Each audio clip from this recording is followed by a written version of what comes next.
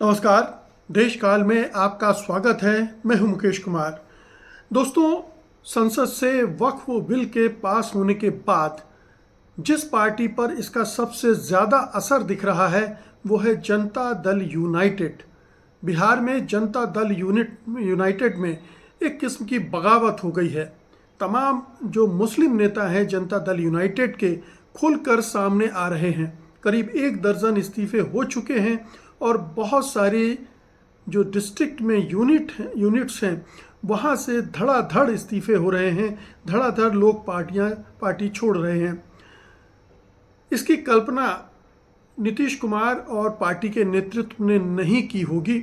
उन्हें लगा होगा कि वो अपने पार्टी नेताओं को मना लेंगे, तैयार कर लेंगे, इक्का दुक्का लोग जाएंगे तो चले जाएं, उससे कोई फ़र्क नहीं पड़ेगा। लेकिन ये एक जिसको कहते हैं ना मास एक्सोडस, एक तरह से भगदड़ सी मच गई है। और इसके 2 मतलब हैं। केवल यही नहीं है कि मुस्लिम नेता जा रहे हैं, बल्कि ये जो नीतीश कुमार और जनता दल यूनाइटेड की एक सेकुलर इमेज जो कुछ भी थोड़ी बहुत थी उस पर एक बहुत बड़ी चोट पड़ रही है इस भगदड़ से। साफ है कि जो मुस्लिम नेता है वो मान रहे हैं कि जनता दल यूनाइटेड ने बीजेपी के सामने सरेंडर कर दिया है या कंप्रोमाइज़ कर लिया है सत्ता के लिए, और उसने मुसलमानों के हितों की बलि चढ़ा दी है। आप देखिए कि वक्फ बिल पर वोटिंग से पहले ही जनता दल यूनाइटेड के खिलाफ राज्य में गोलबंदी शुरू हो गई थी। नीतीश कुमार से मिलने की कोशिश की थी, उनको अल्टीमेटम दिया गया था कि वो इस बिल के साथ न जाएं, और उन्होंने जो इफ्तार पार्टी दी थी उसका बहिष्कार भी किया गया था। यानी पहले से गोलबंदी थी कि अगर नीतीश कुमार या जेडीयू इस तरह का काम करेगी तो उसके खिलाफ मुसलमानों का एक ज़बरदस्त विरोध सामने आएगा, असंतोष सामने आएगा, और वो सामने है। अब इस पूरी क्राइसिस ने जनता दल यूनाइटेड के भविष्य को दांव पर लगा दिया है। हम सब जानते हैं कि नीतीश कुमार इस समय बीमार हैं, अस्वस्थ हैं, मानसिक रूप से वो काम करने में अक्षम हैं, अजीबोगरीब हरकतें कर रहे हैं। जनता दल यूनाइटेड एक बड़ी क्राइसिस में इसकी वजह से फंस गया है। जनता दल यूनाइटेड इसकी वजह से भी क्राइसिस में फंसा हुआ है, और जिस तरह से बीजेपी ने जनता दल यूनाइटेड को गोद ले लिया है उसकी वजह से भी पार्टी में कुछ एक हिस्सा ऐसा है जो बेचैन है इस पूरी घटनाक्रम से, और वो तरह तरह से अपने विरोध को प्रकट कर रहा है। और ये अब साफ दिख रहा है कि पार्टी के अंदर फूट पड़ रही है, और ये फूट अब आगे जाकर क्या शेप लेगी ये देखना है।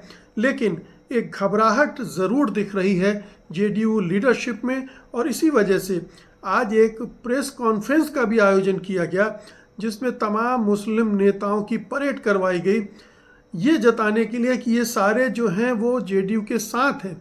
लेकिन वो प्रेस कॉन्फ्रेंस भी फुस कर गई क्योंकि ज़्यादातर मुस्लिम नेताओं ने उसमें बोले ही नहीं और ना ही सवालों के जवाब दिए। तो जाहिर है कि मुस्लिम नेता अगर पार्टी में जो रह गए हैं वो बहुत डिफेंसिव हैं, वो घबराए हुए हैं कि नवंबर में होने वाले चुनाव में इसका सीधा असर पड़ेगा, और ख़ास तौर पर उनकी सीटों पर पड़ेगा।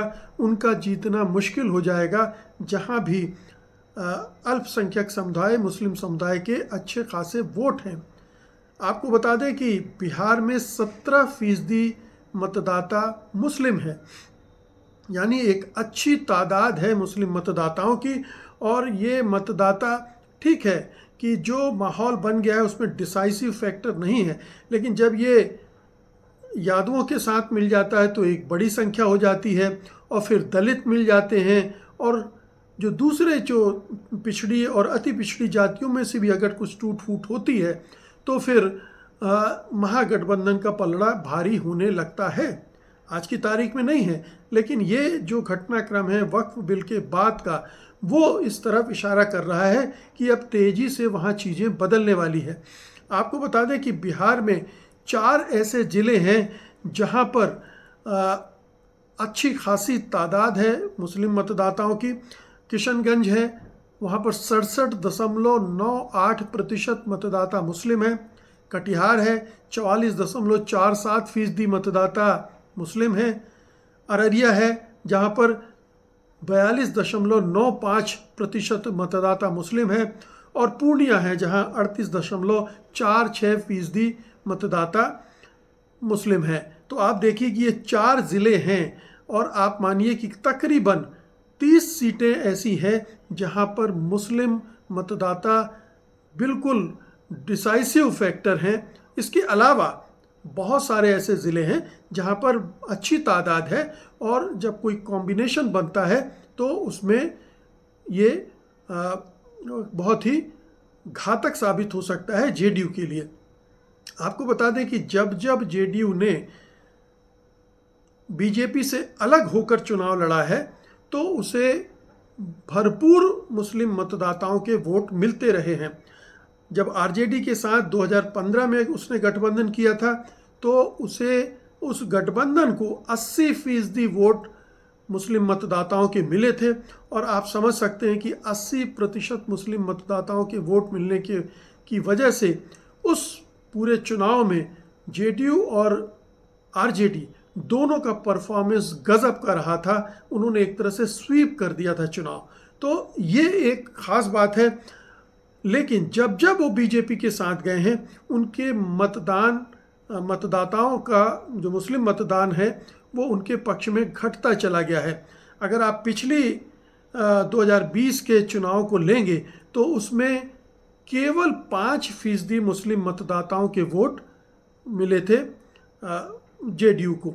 और अब जो ये स्थिति बन गई है वो 5% मतदाताओं में भी 0% पे जा सकता है। ये नीतीश कुमार का कैलकुलेशन ये था कि उन्होंने पिछले 20 सालों में जो एक तरह से 22 सालों में उन्होंने पसमानदा जो मुस्लिम समुदाय का पिछड़ा हिस्सा होता है, दलित हिस्सा होता है, उसको जोड़ने की कोशिश की है, उनके लिए कुछ काम किए हैं जिसकी वजह से वो उनके साथ टिका रहेगा।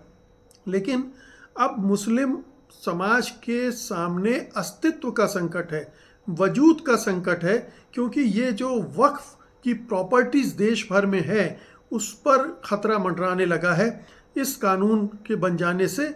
और ये चिंता उन्हें सता रही कि ये लगातार जो उन पर अटैक हो रहे हैं बीजेपी की तरफ से, चाहे वो सीएए की वजह से हो, चाहे 3 तलाक के कानून की वजह से हो, और चाहे इस बार ये जो वक्फ बिल है उसकी वजह से, और कई राज्यों में जैसे उत्तराखंड में यूनिफॉर्म सिविल कोड को लेकर हंगामा मचा हुआ है, मदरसों को बंद किया जा रहा है, उनको सील किया जा रहा है, मुसलमानों को भगाया जा रहा है। ये कई राज्यों में इस तरह की घटनाएं लगातार हो रही हैं।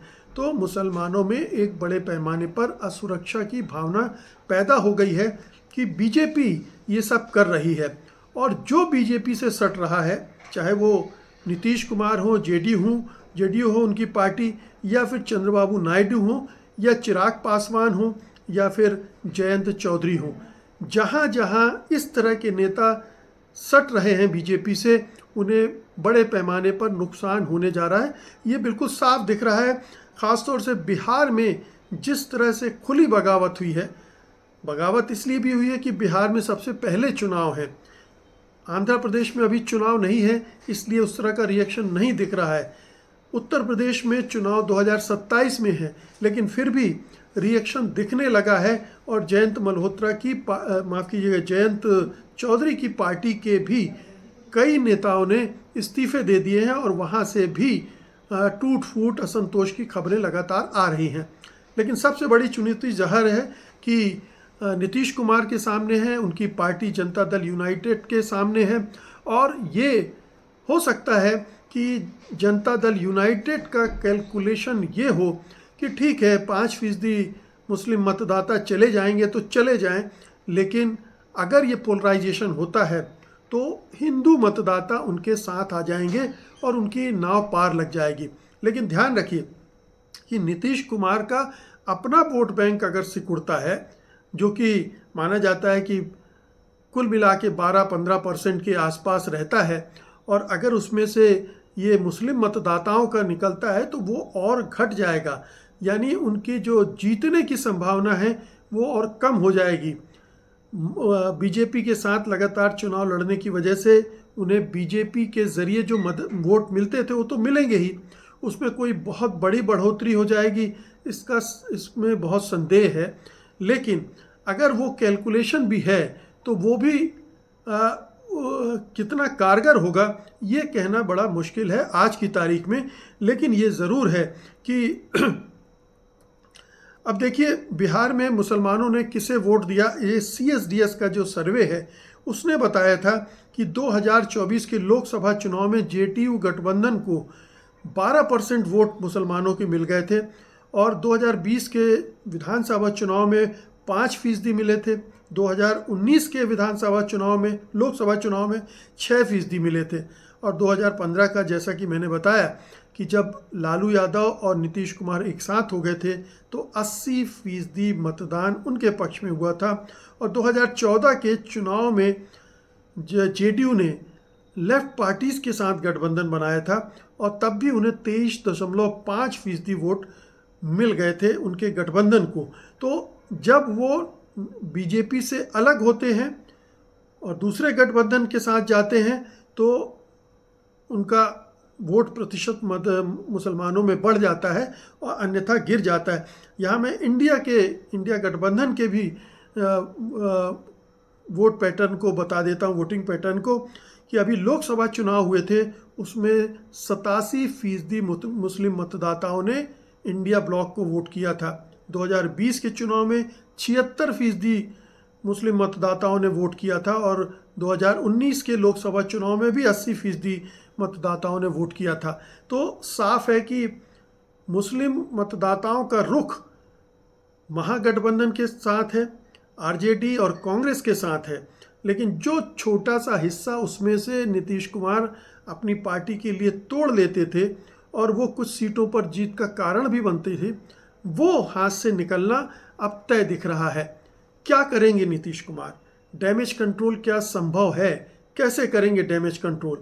अभी तक तो उनकी पार्टी ये कह रही थी कि उनकी पार्टी ने जो 5 महत्वपूर्ण संशोधन सुझाए थे, कहे थे इस वक्फ बिल में करने को, वो सरकार ने स्वीकार कर लिए हैं। लेकिन पता नहीं वो 5 कौन से संशोधन थे जिनको सरकार ने स्वीकार कर लिया और जो इतने बड़े बड़े अटैक हैं इस कानून में, वो जस के तस बने हुए हैं। इसलिए नीतीश कुमार की पार्टी की ये दलीलें मुस्लिम मतदाताओं को और मुस्लिम नेताओं को बहुत कन्विंसिंग नहीं लग रही हैं और उन्हें लग रहा है कि अगर उन्हें अपनी राजनीतिक ज़मीन बचानी है तो उन्हें JDU से अलग होना पड़ेगा, क्योंकि अब JDU दागदार पार्टी हो गई है।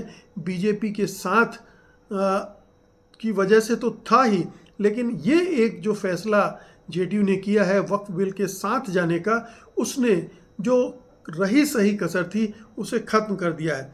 पार्टी की भी जो सेकुलर इमेज थी उसको बट्टा लगा है।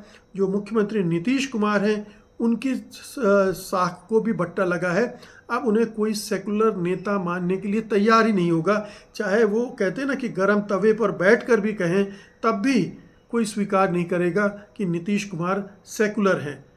नीतीश कुमार थोड़ा बहुत अपनी सेकुलर इमेज को इसलिए बचाए रखते थे कि वो बीजेपी को चेक में रखते थे, बीजेपी मनमानी न करने पाए, सांप्रदायिकता ज़्यादा आगे न बढ़ाने पाए, सांप्रदायिक गतिविधियां न करने पाए, और इस वजह से मुस्लिम मतदाता उनके साथ भी जुड़ते थे और उन्हें किसी हद तक सेकुलर भी मान लेते थे।